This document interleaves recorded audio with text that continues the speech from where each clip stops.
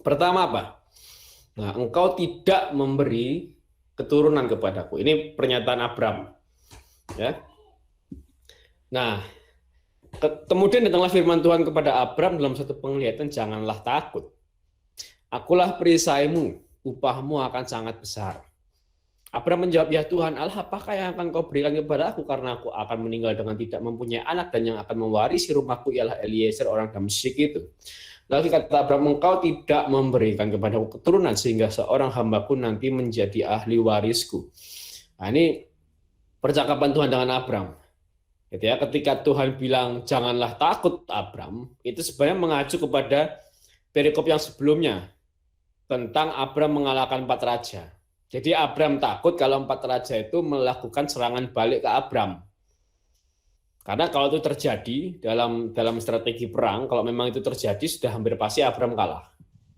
Karena Abram hanya bisa mengusir sejenak mereka.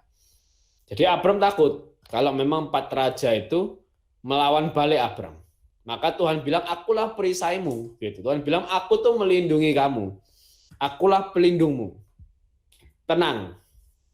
Gitu ya. Mereka nggak akan serang balik, dan sekalipun mereka serang balik, aku perisaimu.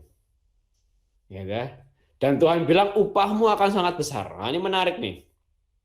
Ini hasil karena dia Abram mengalahkan 4 raja itu ya. Nah, terus ayat kedua nih kira-kira tuh kayak gini ngomongnya. Kalau bahasa gampangnya itu gini. Engkau Tuhan, kau tuh mau ngasih aku apa lagi? Gitu kira-kira ya. Percuma engkau ngasih aku macem-macem. Lawang nanti itu yang aku mewarisi semua yang kau kasih itu ke budakku nih, ke Eliezer ini kok bukan ke anakku. Nah, itu kalimatnya kira-kira begitu. Kalau mungkin bagi teman-temannya masih belum nangkep ayat kedua nih maksudnya apa tuh kayak gitu. Ya kan? Ini menanggapi pernyataan Tuhan yang upahmu akan sangat besar. Karena di pikiran Abram sebenarnya ini nggak terlalu penting. Gitu. Jadi harta dan kekayaan itu kalau kita baca lagi dari berikut-berikut kemarin itu bukan itu yang penting sebenarnya menurut Abram. Gitu. Tapi Abram lebih mengingini seorang keturunan daripada kekayaan sebenarnya. Ini isi hati Abram. Gitu ya. Nah, pertanyaannya begini, apakah Abram tidak percaya bahwa Allah akan memberikannya keturunan? Pertanyaan begitu. Ya kan, apakah dari pernyataan Abram ini adalah bentuk ketidakpercayaan Abram bahwa Allah bisa memberikan keturunan? Gitu ya. Nah, ini menarik, lihat. Ayat kedua dan ayat ketiga ya. Ternyata apa? Ini tuh bentuk doanya Abram ke Tuhan. Ini bentuk doanya Abram ke Tuhan. Dengan kata lain, Abram tuh mau bilang gini, Tuhan, kasih aku keturunan gitu loh. Kasih aku keturunan. Agar apa yang kau berikan kepadaku, bisa aku warisi pada keturunanku. Bukan kepada Eliezer. Karena memang kalau kita tahu dalam hukum yang sejaman dengan Abram, nanti di Prasasti Nuzi gitu ya, itu memang ada catatan-catatan bahwa ketika orang tidak memiliki anak, maka dia akan memberikan hartanya kepada hambanya yang paling setia. Itu hukum yang berlaku di zaman Abram seperti itu. Hukum sekuler ya, hukum negara yang berlaku seperti itu. Tapi Tuhan nggak mau hukum sekuler itu yang berlaku, nggak mau.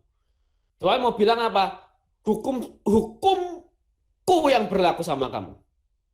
Jadi aku nggak mau hukum sekuler itu berlaku sama kamu, tapi hukumku yang berlaku sama kamu. Dan ini bentuk doanya Abram.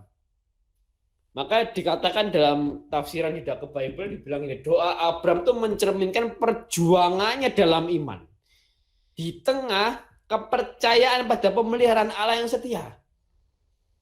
Ya, kalau Abram tidak percaya sama Allah, Abram nggak akan ngomong apa-apa. Selesai. Kenapa dia nggak percaya sama Allah?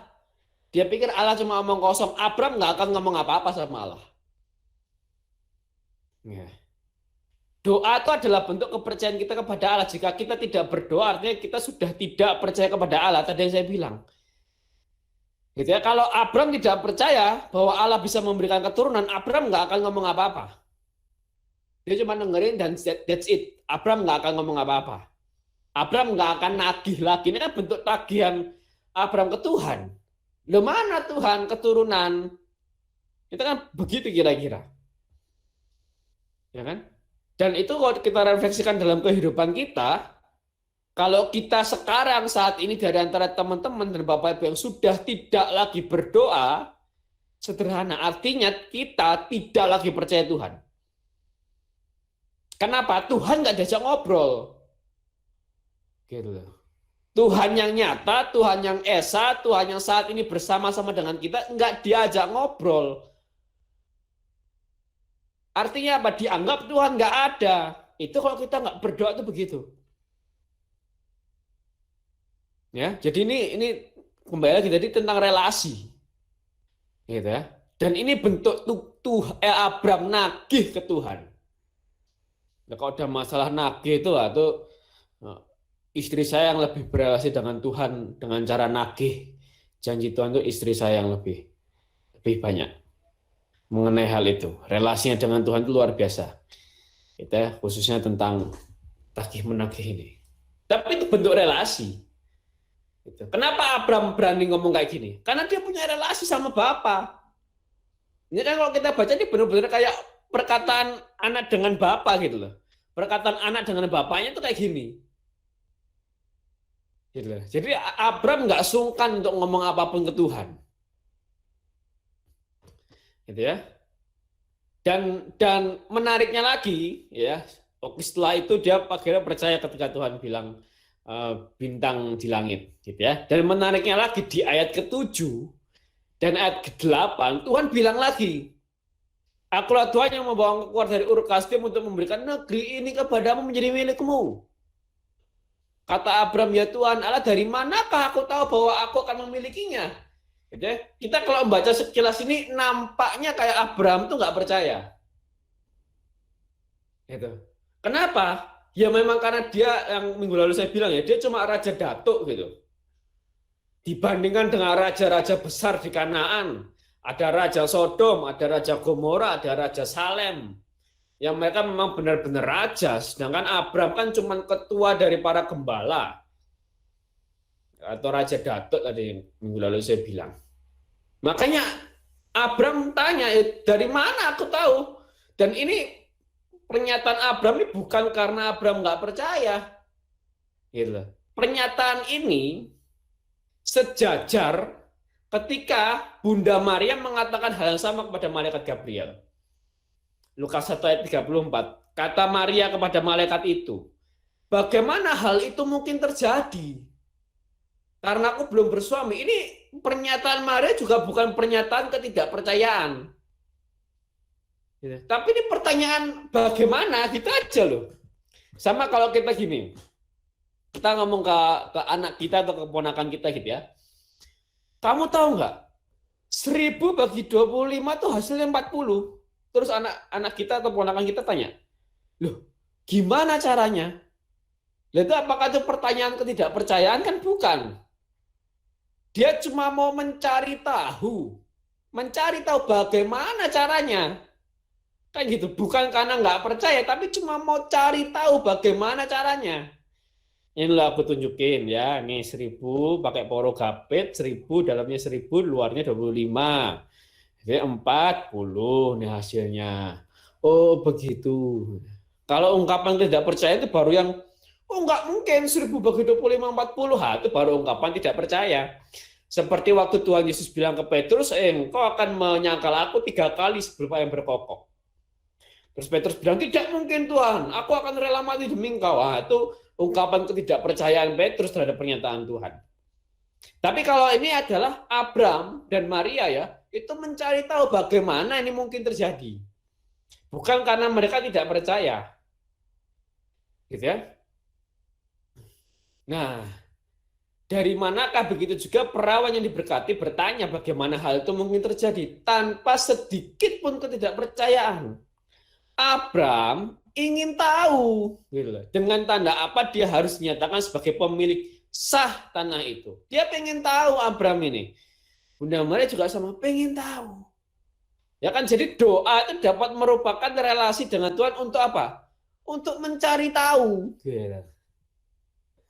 Ya, ini relasi Tuhan untuk mencari tahu. Dan seberapa banyak dari kita yang berdoa untuk mencari tahu. Untuk mencari tahu apa kehendak Tuhan, untuk mencari tahu bagaimana menjalani hidup, gitu ya. Kebanyakan kita lebih suka mencari tahu untuk bagaimana membuat diri kita senang, kan gitu. Mencari tahu bagaimana caranya kaya, bagaimana caranya bisa senang-senang, bagaimana caranya supaya tidak usah bekerja dan bersusah-susah untuk mendapatkan makanan, gitu. Sikap hatinya salah. Tapi yang mereka lakukan, yang Abram dan Maria lakukan adalah mencari tahu bagaimana kehendak Tuhan itu bisa terjadi dalam kehidupan dia. Jadi sekali lagi ini bukan ungkapan ketidakpercayaan, tapi ini mencari tahu. Ya. Nah, dan ini menarik nih. Katekismus, saya kutip Katekismus Gereja Katolik artikel nomor 2570 ya. Doa itu merupakan suatu keluhan terselubung yang mengingatkan Allah akan janjinya yang rasanya tidak dipenuhi. Jadi ia mengingatkan Allah dengan kata lain, dia menagih janjinya Allah. Ya, kok rasanya belum terpenuhi, ya dia tagih gitu. Abram nagih janjinya Allah. Langsung sejak awal kelihatan satu ciri khas doa manusia. Ujian iman akan kesetiaan Allah. Nah, ini menarik. Yang diuji apa? Yang diuji iman kita. Padahal Allah setia. Gitu. Tapi iman kita apakah menunjukkan bahwa Allah itu setia atau enggak? Apakah kita beriman bahwa Allah itu setia atau enggak? Maka Tuhan Yesus bilang apa? Berdoa tidak jemu-jemu. Maka Tuhan Yesus mengajarkan perumpamaan tentang janda dengan hakim yang tidak takut akan Allah. Ya, setiap hari janda ini terus minta ke hakim itu untuk memenangkan perkaranya. Maka hakim yang tidak takut akan Allah pun saja mengabulkan permohonan seorang janda yang terus-menerus meminta. Apalagi kamu yang minta terus-menerus kepada Bapa. Ini doa. Gitu. Yang dilakukan terus-menerus dengan percaya. Gitu kan, dengan iman bahwa Tuhan pasti akan penuhi. Pasti. Gitu ya. Kok tadi istri saya sudah menjelaskan bagaimana kami bergumul tentang keluarga gitu ya. Kami sama-sama bergumul tentang keluarga. Saya menggumulkan keluarga saya dan saya menggumulkan keluarga dia. Dia menggumulkan keluarga saya dan menggumulkan keluarganya dia. Ya. Karena kita mau seperti yang Yosua katakan, bersama keluargaku kami menyembah Tuhan, bersama keluargaku kami melayani Tuhan. Dan saya sampai detik ini percaya itu pasti terjadi. Cuma entah kapan, itu bukan urusan buat saya. Gitu. Nah, orang tuh biasanya gagalnya di sini. Dia pikir, loh aku tuh sudah berdoa loh 1 tahun, lo masih 1 tahun berdoa. Loh aku udah berdoa 10 tahun, lo masih 10 tahun berdoa. Santa Monica tuh berdoa untuk suaminya bertobat berapa lama? Sampai suaminya mau mati, baru dia bertobat dan mau dibaptis. Dan ketika suaminya dibaptis, anaknya Agustinus lihat itu dan bilang, percuma ngapain Bapak dibaptis? Apa dengan baptis merubah Bapak lo? Santa Monica gimana nggak sakit hati dengerin anaknya bilang kayak gitu. Dan berapa lama Santa Monica berdoa supaya anaknya ini bertobat? Dan akhirnya jadi santo. Jadi pujangga gereja. Santo Agustinus dari Hippo. Itu salah satu sosok yang saya kagumi juga dalam rentetan bapak-bapak gereja. Nah, ini bentuk doa. Relasi gitu. Yang seringkali orang kita gagal di tengah. Karena apa? Kita ngerasa kayaknya sudah banyak kita berdoa. Padahal tadi cawan doanya belum penuh. Takarannya adalah 20 tahun berdoa. Baru 1 tahun berdoa sudah ngeluh. Dan berhenti, ya sudah. Nah, dari pernyataan Abram ini bentuk doa yang luar biasa sebenarnya ke Tuhan. Bukan pernyataan ketidakpercayaan Abram. Maka dari pernyataan ini kita ada 4 hal yang bisa kita pelajari, yang saya secara pribadi dapat. Pertama adalah doa adalah bentuk kepercayaan kita kepada Allah. Dengan kata lain, ketika kita tidak berdoa, kita nggak percaya sama Allah. Yang kedua, doa dapat merupakan relasi dengan Tuhan untuk mencari tahu. Khususnya mencari tahu kehendak Tuhan dalam kehidupan kita. Bagaimana bisa terwujud, apa kehendak Tuhan dalam kehidupan. Cari tahu. Cara gimana? Tanya. Selidiki. Kita coba refleksi sama kehidupan kita. Selama ini seperti apa gitu ya. Saya kalau sedikit mengingat bagaimana pada akhirnya saya bersama dengan istri saya ini, itu saya bisa sampai merefleksikan waktu saya dulu SMP. Sebegitu jauh yang saya merefleksikan. Oh ya, waktu SMP itu begini. Terus SMA begini. Oh, ada pola gitu. Yang saya lihat, oh polanya begini. Makanya waktu sekarang Tuhan nyatakan ini istrimu wajar. Karena ada pola. Gitu. Bahkan saya sempat merefleksikan apa yang Tuhan mau dalam kehidupan kita sampai saya ngelihat sampai keturunan saya yang keberapa di atas saya itu. Keturunannya ke-8 atau keberapa itu sampai saya telusuri itu loh. Untuk saya cari tahu Tuhan maunya apa sih dalam kehidupan itu sampai saya bisa merefleksikan sebegitu jauhnya. Demi apa? Mencari tahu, gitu. Mencari tahu. Ya, yang ketiga, doa dapat merupakan suatu keluhan. Nah, ini yang ketiga ini menurut saya penting. Gitu ya. Karena gini, orang selama ini berpikir bahwa aku cuma bisa cerita sama manusia yang nampak. Yang bisa ngasih aku solusi langsung dan bisa aku dengarkan. Yang mungkin bisa aku jamah. Gitu. Tapi dia lupa, ternyata dia itu bisa mengeluh sama Tuhan. Dan ini yang sering sekali saya lakukan. Sering sekali saya lakukan.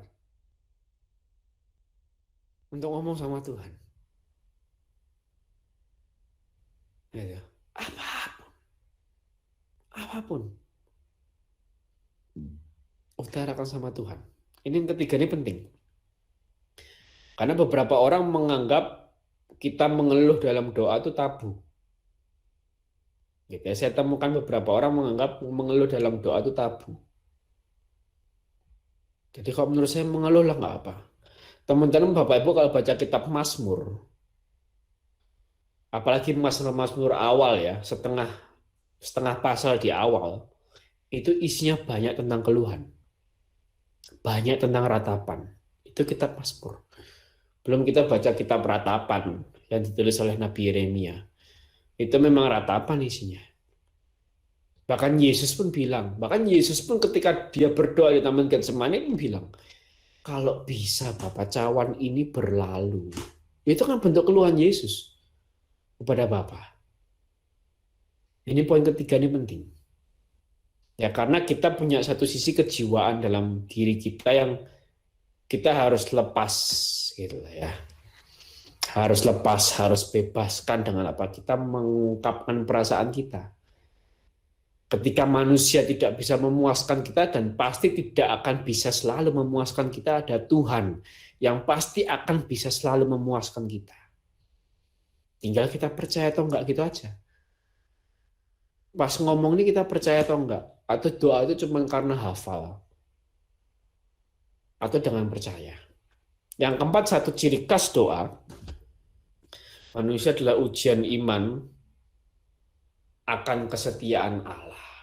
Nah ini tadi yang saya bilang, bagaimana iman kita diuji. Bahwa pasti Allah suatu saat akan memenuhi apa yang kita inginkan. Apalagi kalau kita berdoa tentang pertobatan, berdoa tentang pemulihan, pasti akan Allah kabulkan. Karena Tuhan pun juga lebih pengen terjadi pertobatan daripada kita pengen. Tuhan jauh lebih pengen terjadi pertobatan gitu loh. Ya kan? Cuman itu tadi yang Peter bilang, beberapa kali Tuhan tidak bekerja secara ujuk-ujuk gitu. Ya kan? Beberapa kali memang Tuhan melihat satu takaran tertentu. Jadi nggak ujuk-ujuk, oh udah diminta, wis laksanakan, boleh. Tidak seperti itu. Seringkali cara Tuhan. Nah itu hal yang pertama kita dapat dapat 4 poin ini. Ini tentang doa semua. Tentang doa semua. Nah, lalu yang kedua. Nah, ini menarik nih. Ini menarik dan saya agak sedikit kurius juga awal tentang ini. Lalu percayalah Abram. Nah, ini menarik. Kita baca ya ayat ke-5 dan ayat ke-6. Lalu Tuhan membawa Abram keluar serta berfirman, coba lihat ke langit. Hitunglah bintang-bintang jika engkau dapat menghitungnya. Maka firman-Nya kepadanya, demikianlah banyaknya nanti keturunanmu. Lalu percayalah Abram kepada Tuhan, maka Tuhan memperhitungkan hal itu kepadanya sebagai kebenaran. Ini menarik nih. Karena apa? Loh kok bisa ya Abram ini luar biasa, imannya luar biasa. Makanya disebut Bapa bagi semua orang beriman, dia begini imannya luar biasa. Tuhan cuma bilang, lihat nih bintang. Gitu ya. Keturunanmu sebanyak itu. Abram percaya langsung. Gitu loh. Bukan yang dibuat mujizat yang gimana-gimana, bukan yang lihat ini bintang. Kamu lihat ya, aku akan bikin gambar bebek dari bintang ini. Gambar bebek gitu ya. Baru akhirnya Abram percaya. Enggak gitu. Tapi Tuhan cuma ngomong. Ini lihat bintang. Ya. Keturunanmu sebanyak ini. Lalu Abram percaya. Oh, ini menarik nih. Gitu. Ya kan? Kok semudah itu Abram percaya? Gitu. Ini kalau beberapa orang, mungkin orang modern menafsirkan, oh waktu itu Tuhan malah ngomongnya siang, katanya begitu. Orang-orang modern ya, tapi saya tidak menemukan itu dalam beberapa tafsiran yang saya baca. Jadi saya nggak terlalu bahas tentang itu. Ya kan? Dan ini gitu ya, sangat berkebalikan dengan Kejadian 12. Kalau minggu lalu Komputer juga sudah bahas bagaimana Abram itu sangat berani melawan 4 raja, tapi kok ketika di Kejadian 12, ketika di Mesir kok Abram kok takut. Gitu. Kok takut dibunuh sama orang Mesir sampai menyodorkan Sarah gitu dalam tanda kutip.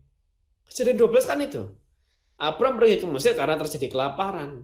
Dan di sana dia bilang ke Sarah, katakanlah bahwa engkau ini Sarah ya, istrinya Abram, engkau ini adikku, supaya aku diperlakukan mereka dengan baik karena engkau dan aku diberikan hidup oleh sebab engkau. Ini kontras sekali itu. Seringkali ya kan kita kalau baca Abram tuh ngeliat ini kontras sekali. Dan nanti waktu kita baca di pasal yang ke 21 ya, 21 ayat 22 dan seterusnya, itu perjumpaan Abram dengan Abimelek pun sama. Gitu ya.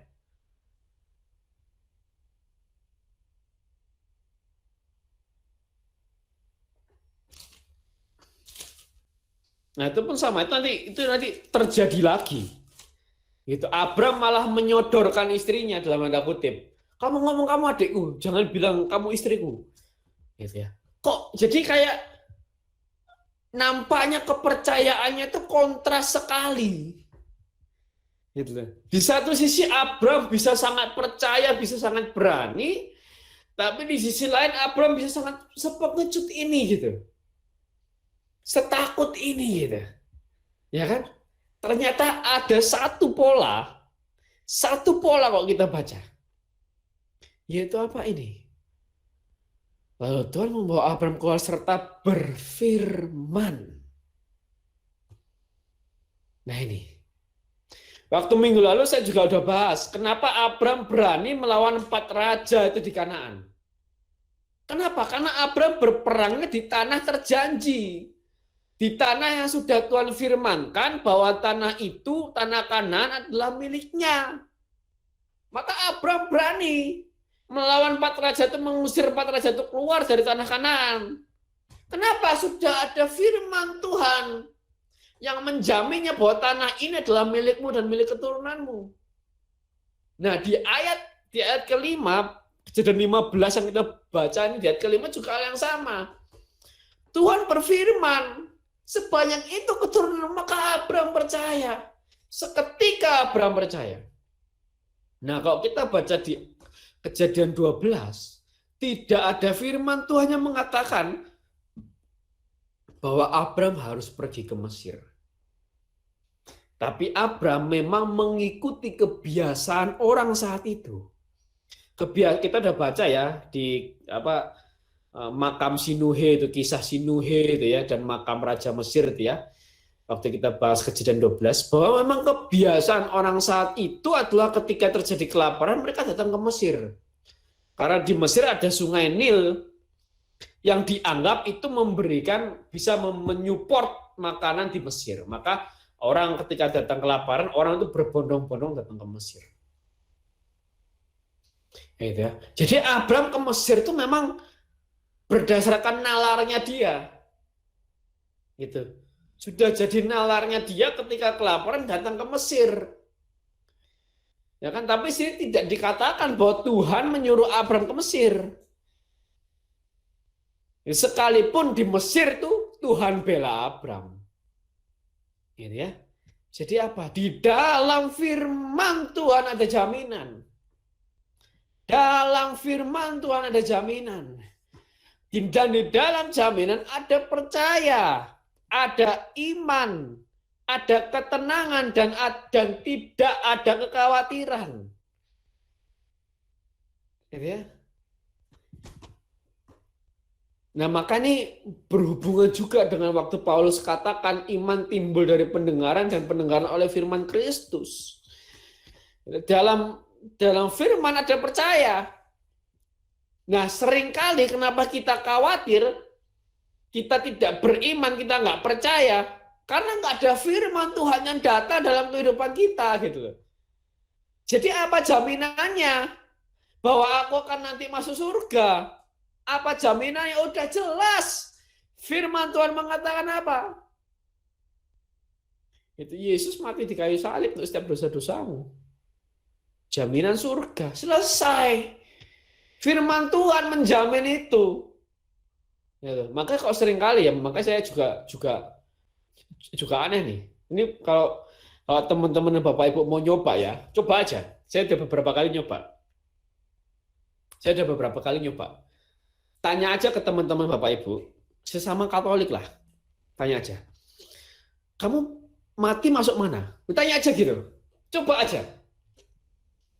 Ya, karena saya pernah nyoba, ya, hampir semua orang yang saya tanya, kamu mati masuk mana? Khususnya mereka yang memang tidak aktif dalam gereja. Ya kan? Bahkan beberapa orang saya tanya adalah memang orang yang aktif dalam pelayanan gereja. Saya tanya, kamu mati masuk mana?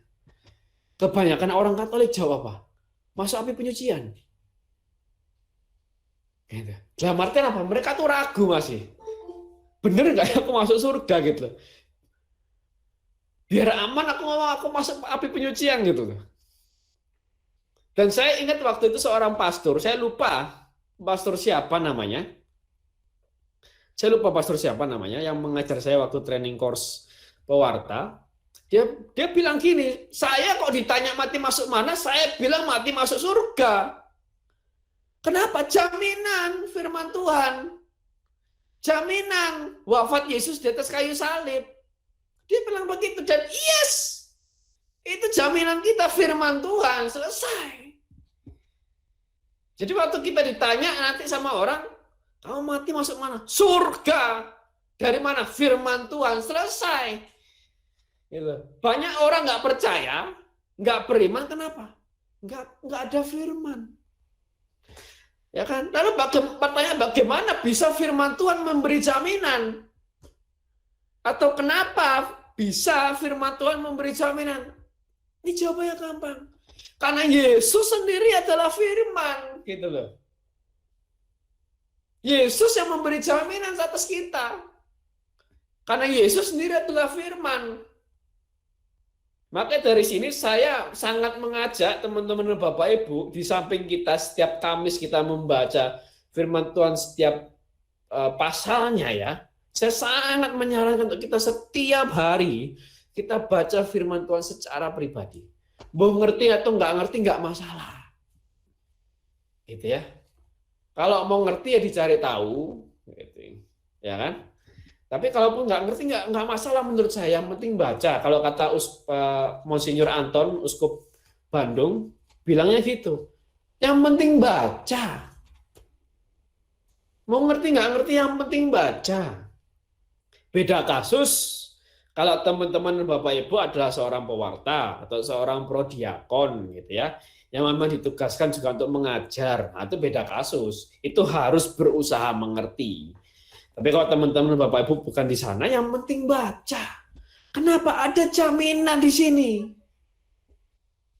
Gitu. Nambah iman, pasti saya jamin nambah iman. Gitu.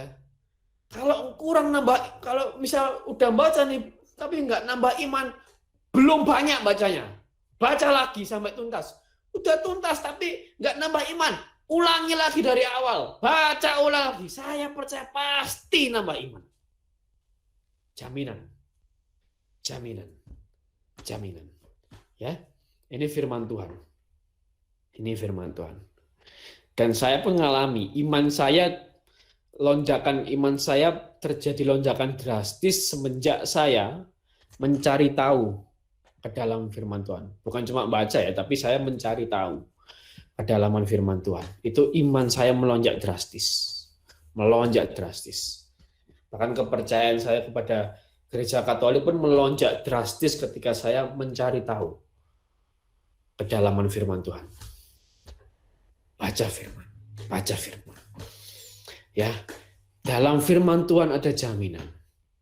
Dan dalam jaminan ada percaya, iman, tenang, dan ketidakkhawatiran. Ya, yang penting baca dulu. Ya, itu tadi ya, kita sudah bahas poin pertama tentang doa, ini tentang firman. Kita lanjut poin yang ketiga.